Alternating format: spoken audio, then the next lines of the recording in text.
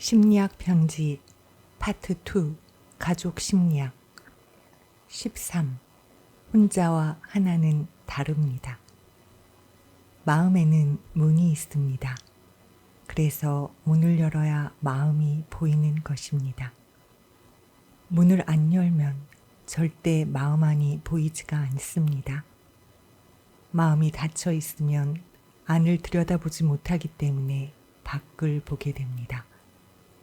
자꾸 밖만 보다 보면 슬픔과 화, 내 마음 안의 문제점을 확인하지 않고 밖으로 보내게 됩니다.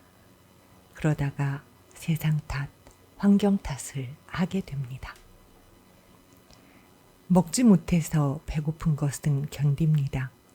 하지만 남이 잘 돼서 배 아픈 것은 못 참습니다. 내 마음의 문을 여는 것도 나고 내 마음에 슬픔을 담는 것도 나입니다.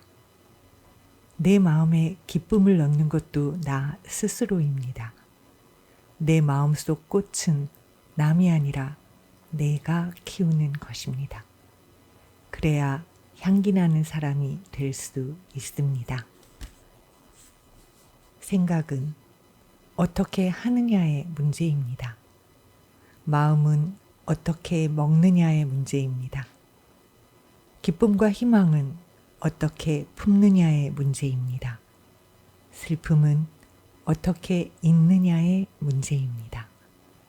갈등은 어떻게 푸느냐의 문제입니다. 추억은 어떻게 담아내느냐의 문제입니다. 사랑은 어떻게 나누느냐의 문제입니다. 결혼 전에는 혼자라서 외롭다고 합니다. 그러다 결혼하면 혼자이고 싶어서 외롭게 됩니다. 이렇게 시도 때도 없이 사람은 외롭습니다. 외로움은 남이 만드는 것이 아니라 내가 만들어내는 것입니다. 혼자 있어도 외롭지 않고 같이 있어도 외롭지 않아야 합니다.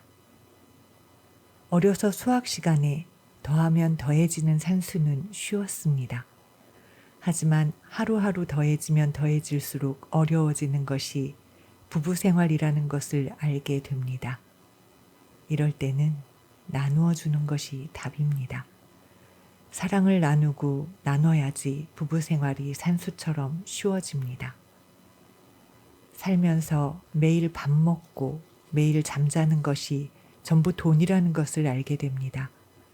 집이 있어야 살아가고 쌀을 사야 먹고 살 수 있다는 사실에 슬픔이 쌓입니다. 하지만 하늘이 공짜고 바람이 공짜고 바다도 산도 공짜라는 사실을 알게 되면 희망도 생깁니다. 돈 걱정을 조금만 내려놓으면 하루에 많은 사소한 일에 웃음을 되찾을 수 있습니다.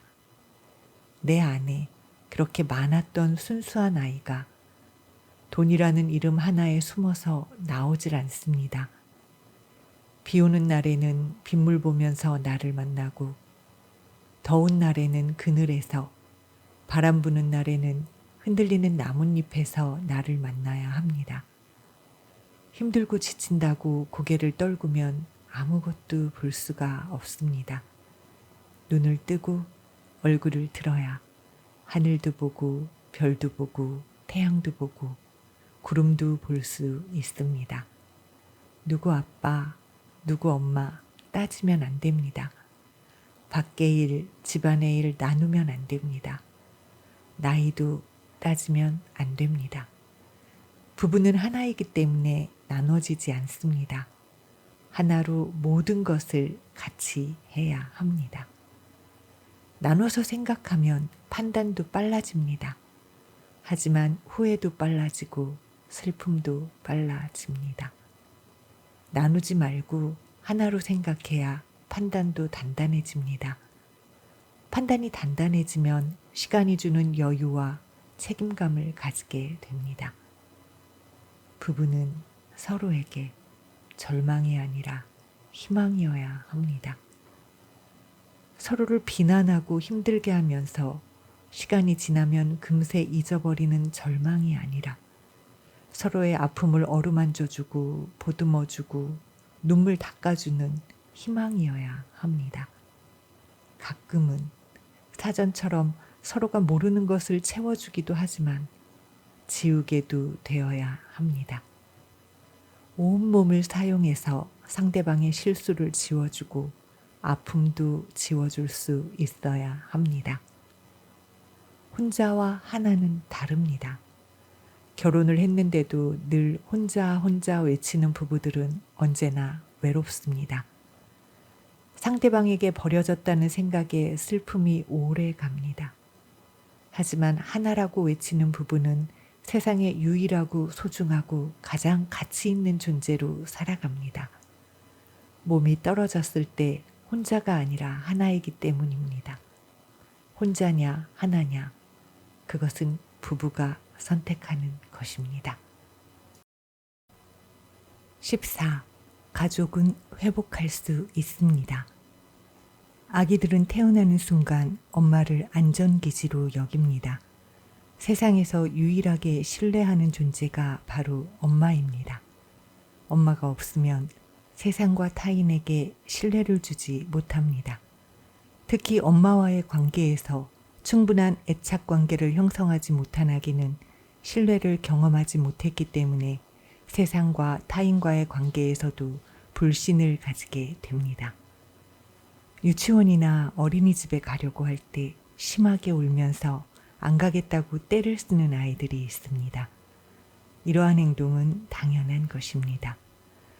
1951년대 영국의 정신과 의사였던 존 볼비는 유아 발달에 있어서 유아와 엄마의 관계가 친밀하고 지속적이어야 한다고 주장했습니다.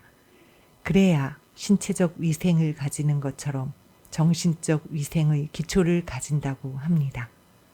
만약에 모성애를 줄 수 있는 대상과 올바른 관계를 맺지 못한다면 유아의 인격 형성에 문제가 생긴다고 했습니다. 이것을 모성적 보육의 상실이라고 했습니다. 엄마가 아기에게 줄 수 있는 온화한 분위기를 받지 못한다면 아기는 정신적 발달에서 타인에게 줄 자신의 온화함이 없기 때문에 관계 형성에 문제가 생기는 것입니다. 내 안에 있어야 타인에게도 줄 수 있습니다. 하지만 갓 태어난 아기는 스스로 자신 안에 감정을 만들어 넣을 수 있는 힘이 없습니다. 사랑도, 아픔도, 행복도, 불행도 모두 부모가 아기 안에 넣어주는 것입니다. 성장하면서 부모가 담아준 형태는 타인을 만나고 관계 맺을 때 그대로 주고받는 시스템을 가지게 됩니다. 청각적으로, 시각적으로, 사회적으로 어떠한 자극을 지속적으로 아이에게 전달해 주었느냐는 아이가 나중에 성장해서 타인과 어떻게 자극을 주고받느냐를 결정하게 되는 것입니다. 가장 기본적으로 엄마라는 존재는 아기에게 있어서 기지입니다. 보통 비행기가 뜨고 내릴 때 집과 같은 것이 바로 기지입니다. 비행기에 기름도 채우고 정비도 하고 하늘로 날아올라 임무를 수행하고 되돌아와서 다시 기름도 채우고 문제가 없는지 다시 정비를 합니다. 이 모든 것의 기본이 기지에서 이루어집니다. 이와 같이 아기들은 태어나서 엄마를 가장 안전한 기지로 삼고 세상으로 나가 탐험을 합니다. 만약 기지에서 충분하게 보살핌을 받지 못하면 절대로 세상으로 나갈 수가 없습니다. 비행기가 충분하게 기름을 공급받고 정비도 받아야 완벽하게 하늘로 올라갈 수 있는 것처럼 아이도 엄마라는 기지에서 정신적인 지지와 사랑을 받아야 세상으로 나갈 힘이 생깁니다. 엄마와의 정신적인 유대관계를 맺는 개념을 바로 애착이라고 합니다. 아기가 엄마와의 애착의 욕구를 충분하게 채워야 사랑을 받은 것이고 세상에서 최초의 대인관계를 건강하게 경험하는 것입니다. 반대로 엄마에게서 충분히 애착을 느끼지 못했다면 최초의 대인관계가 부정적으로 형성된 것입니다.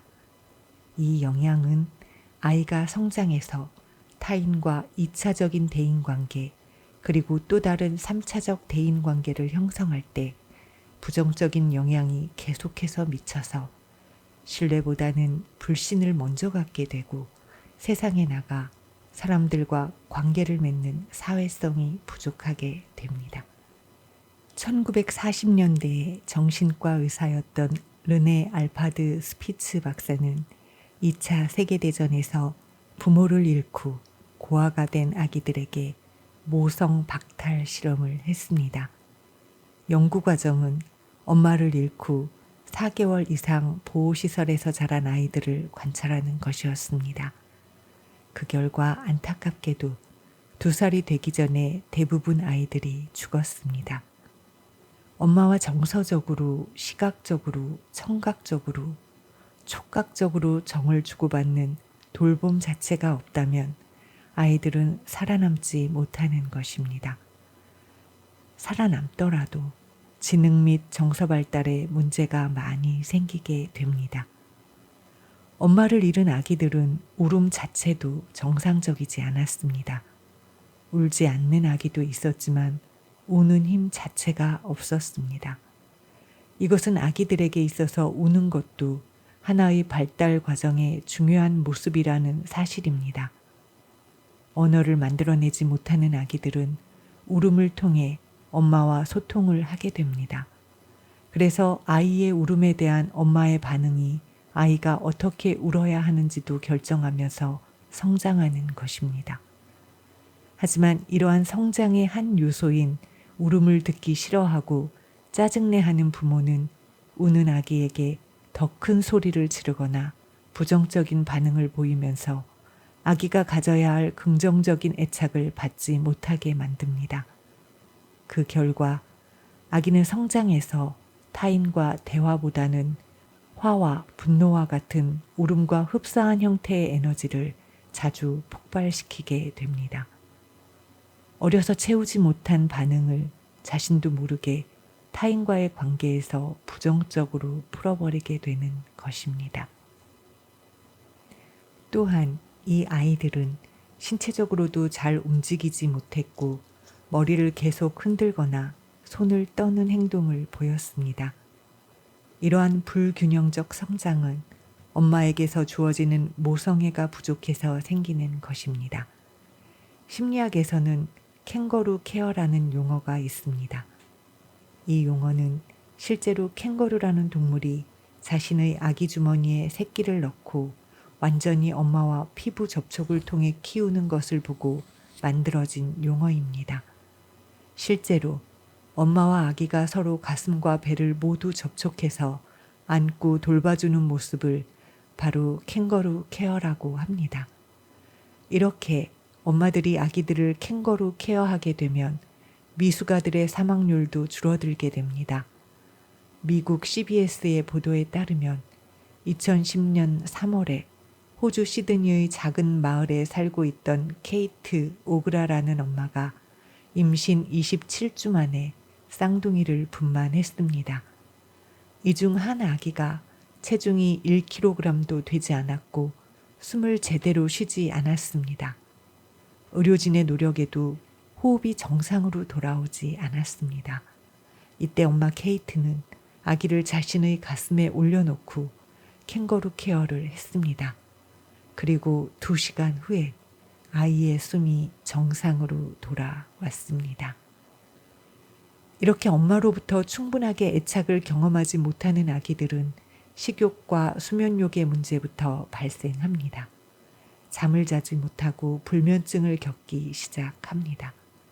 그러다 밥을 먹지 못하고 울기만 합니다. 체중은 자연스럽게 감소되고 발달도 지체됩니다.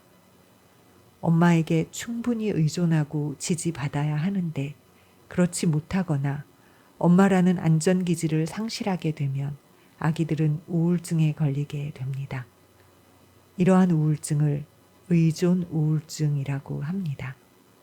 보통 처음 태어나서 6개월 정도 엄마와 아기가 충분히 관계성을 경험해야 하는데 정서적으로 분리된 시간이 길어지면 아기는 분리불안을 느껴서 의존 우울증에 빠지게 됩니다. 세상에 엄마를 대신해 줄 수 있는 대상은 존재하지 않습니다. 그렇기 때문에 엄마가 된다는 것은 세상에서 가장 단단하고 든든한 아기의 기지가 되어주는 것입니다. 그러한 마음을 먹고 신체적으로도 정신적으로도 준비하고 또 준비한 후에 아기와 만나기를 기다려야 합니다. 그렇지 못하고 준비되지 않은 채 아이와 만나게 되면 아이의 모든 것이 엄마에게 오히려 아픔으로 다가오게 됩니다. 이때는 아기도 의존 우울증을 가지게 되지만 엄마도 산후 우울증을 가지게 됩니다. 산후 우울증에 걸린 엄마들은 자주 이렇게 말합니다. 아기 보면 화가 나요. 아기가 귀찮게 느껴져요. 모유 수유를 하면서 짜증이 나고 화가 나요. 아기 우는 소리에 미칠 것 같아요. 이런 모든 감정들은 정신적으로 준비되지 않은 엄마의 자아를 깨트리게 됩니다.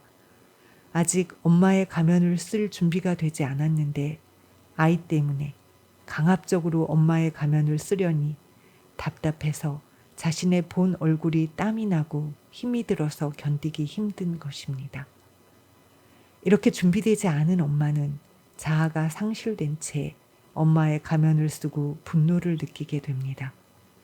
이때 느끼는 분노를 풀 수 있는 통로가 없기 때문에 내 앞에 있는 아기에게 감정을 전부 전이시키게 됩니다. 우울은 영어로 melancholy라고 합니다. 이 단어의 멜랑은 그리스어입니다. 뜻이 검은색을 뜻합니다. 마음과 몸 모든 것이 어둡고 검게 변하는 것입니다. 뒤에 있는 컬리는 담즙을 의미합니다. 우리 몸에 흐르는 피에는 흑담즙이 있습니다. 이 흑담즙이 많이 나오면 우울증을 겪는다는 의미에서 생겨난 말입니다. 우울은 머리에서 발끝까지 정신적으로 신체적으로 검게 바뀌는 것을 말합니다. 특히 머리가 어두워지면 정신적으로 희망과 기쁨을 맛보지 못합니다. 아기를 내 눈앞에 두고도 기쁘지가 않는 것입니다. 눈도 어두워집니다. 아기가 웃는 모습이 보이지가 않습니다. 나의 슬픈 모습만 떠올라 아이도 그렇게 울고 있는 모습만 대입시켜서 바라보게 됩니다. 그래서 눈이 어두워지면 마음의 눈도 흐려집니다. 답답해지는 것입니다. 1949년에 위스콘신 대학교의 해리 할로우 교수는 생물학적인 배고픔보다 정신적인 배고픔이 더 중요하다는 것을 실험을 통해 밝혔습니다. 이 실험에서는 새끼 원숭이를 두고 두 종류의 엄마 원숭이 중에 어떤 엄마 원숭이에게 가는지 살펴보는 실험이었습니다. 철사로 만들어진 엄마 원숭이에게는 가슴에 먹을 것이 있었습니다. 반대로 헝겊으로 만들어진 엄마 원숭이는 아무것도 없었습니다. 새끼 원숭이는 주저하지 않고 철사로 만들어진 엄마한테 가서 배를 채운 후 헝겊으로 만들어진 엄마 원숭이에게 가서 나머지 시간을 함께 했습니다. 이것을 접촉위안이라고 합니다. 애착과 접촉위안은 같은 표현입니다. 프로이트의 정신분석학에서는 무의식이 핵심이고 심리학에서는 내면 아이라고 말하는 것이 사실 같은 개념입니다. 아기가 엄마에게서 태어나 자라면서 무의식과 내면 아이를 어떻게 건강하게 형성하는가의 문제는 바로 애착과 접촉위안을 어떻게 채우느냐의 문제입니다. 우리는 왜 이 문제에 대해서 고민하고 또 고민해야 할까요? 바로 애착과 접촉위안은 자녀 세대에게 그대로 전달되어서 대대로 이어지기 때문에 그렇습니다. 대물림되는 애착 시스템과 접촉 위한 시스템은 행복도 물려주지만 불행도 계속해서 물려주기 때문에 집중해서 긍정적인 시스템을 만들어야 합니다. 이 세대 간 전수 과정은 최근 미국 심리학자인 메리 메인에 의해 연구되었습니다. 다 자란 성인들이 부모가 되었을 때 본인의 원가족 부모에게서 어떻게 애착을 경험했는지 연구를 했습니다.